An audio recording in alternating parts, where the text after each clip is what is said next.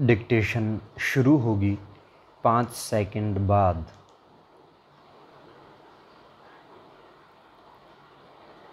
गौतम मुनि ने न्याय का प्रथम आविष्कार किया और प्रमाण, प्रमेय, संशय, प्रयोजन, दृष्टांत, सिद्धांत, अवयव, तर्क, निर्णय, वाद, जल्प, वितंडा, हेत्वाभास, छल, जाति और निग्रह स्थान, इन 16 के तात्विक ज्ञान से मुक्ति प्राप्त होती है, इसका आविष्कार किया विराम।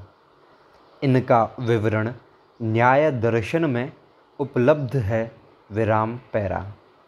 कपिल मुनि ने सर्वप्रथम सूक्ष्म प्रकृति, महत्तत्व, अहंकार, मन, चक्षु, रसना, घ्राण, त्वचा, श्रोत, हस्त, पाद, पायु, उपस्थ, वाक, शब्द तन्मात्रा, स्पर्श तन्मात्रा, रूप तन्मात्रा, रस तन्मात्रा, गंध तन्मात्रा, ये 24 पदार्थ सूक्ष्म से स्थूल रूप की प्रक्रिया में होते हैं विराम।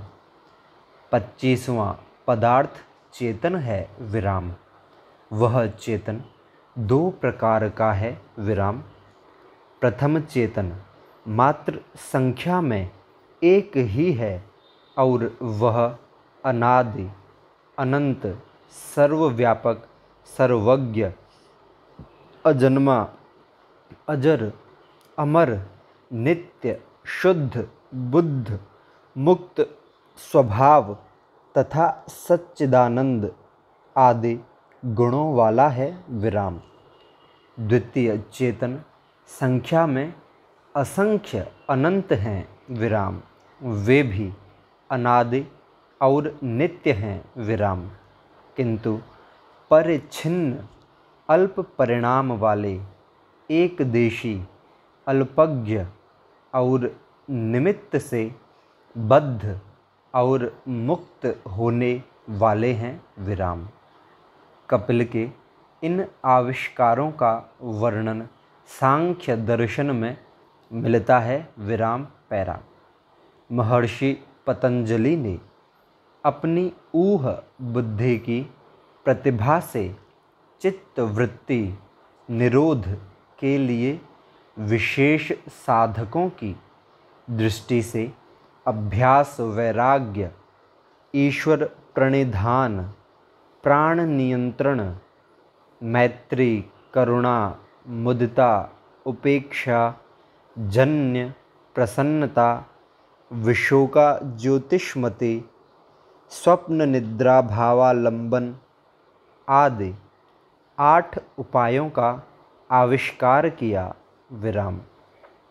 साधारण साधकों की दृष्टि से यम, अहिंसा, सत्य, अस्तेय, ब्रह्मचर्य, अपरिग्रह, नियम, शौच, संतोष, तप, स्वाध्याय, ईश्वर प्रणिधान, आसन, प्राणायाम, प्रत्याहार, धारणा, ध्यान, समाधि, इन 8 उपायों का आविष्कार किया और संयम नामक 9वें अंग का भी अनुसंधान किया विराम।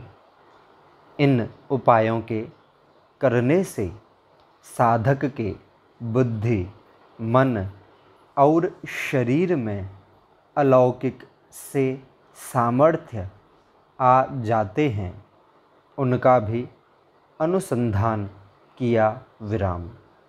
जैसे दूर की बात को जान लेना, भविष्यत का भी ज्ञान होना विराम।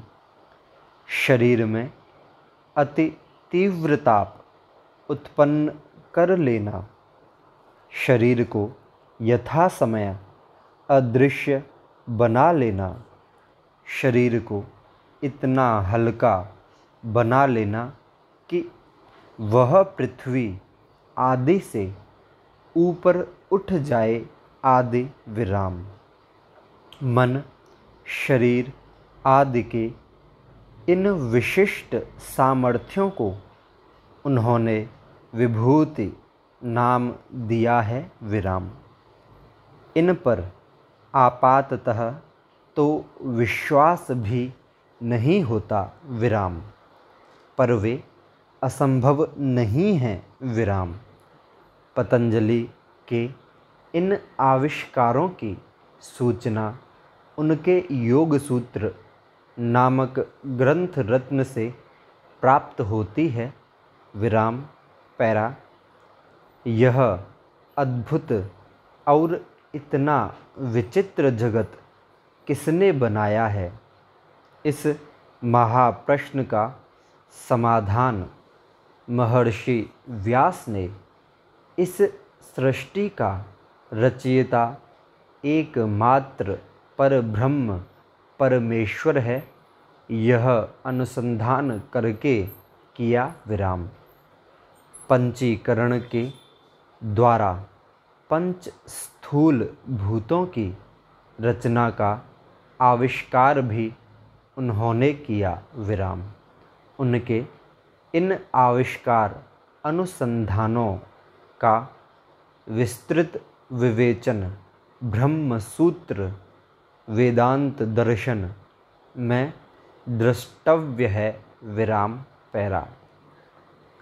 वेदों को यथार्थ रूप से समझने, उनकी इयत्ता को और उनके अस्तित्व को सुरक्षित रखने के साधनों का आविष्कार जैमिनी मुनि ने किया विराम। उनके पूर्व मीमांसा दर्शन में इन बातों का ऊहापोह पूर्वक सुविस्तृत विवेचन है विराम पैरा।